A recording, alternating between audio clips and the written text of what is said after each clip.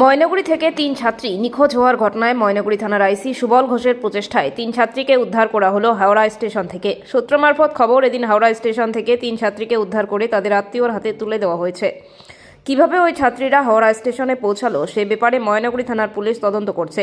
এ ব্যাপারে ময়নাগুড়ি থানার আইসি সুবল ঘোষ বলেন, আমরা গতকাল থেকেই এই 3 ছাত্রীর নিখোঁজ সংক্রান্ত অভিযোগ পেয়ে বিভিন্ন জায়গায় খোঁজ খবর নেই। তারই ফলস্বরূপ আজকে সুস্থ অবস্থায় এই 3 ছাত্রীকে উদ্ধার করতে পেরেছি। কালকে রাতের থেকেই একটা আমাদের কাছে ইনফরমেশান আসে যে উত্তর মহামারী থেকে 3টি মেয়ে, তারা বান্ধবী আছে, মানে একই জায়গার আছে, 18-19 বছর বয়স। তারা বাড়ি থেকে মিসিং হয়ে যায়, বিডিও অফিসের নাম করে আসে, তারপরে আর তাদের পাওয়া যায় না এবং তাদের মোবাইল সুইচ অফ থাকে। সুইচ অফ থাকার পরে আমাদের রাত্রে প্রায় 11:30 পৌনে 12টার দিকে এসে ইনফরমেশানটা দেয়।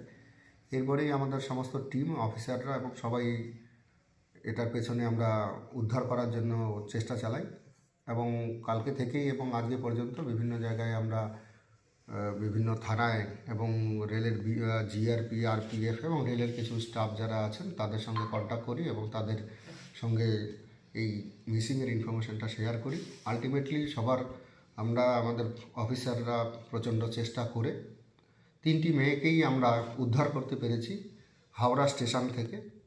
হাওড়া স্টেশনে সেখান থেকে মেয়ে 3টিকে উদ্ধার করা হয়েছে এবং মেয়ে 3টি ঠিকঠাক আছে, সুস্থ আছে এবং তাদের গার্জিয়ানের হাতে হ্যান্ডওভার হচ্ছে।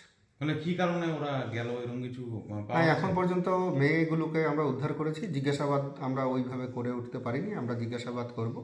তবে 3টি মেয়েই তারা স্টেশনে ছিল, তারা ব্যাঙ্গালোরের ট্রেন ধরার জন্যই অপেক্ষা করছিল।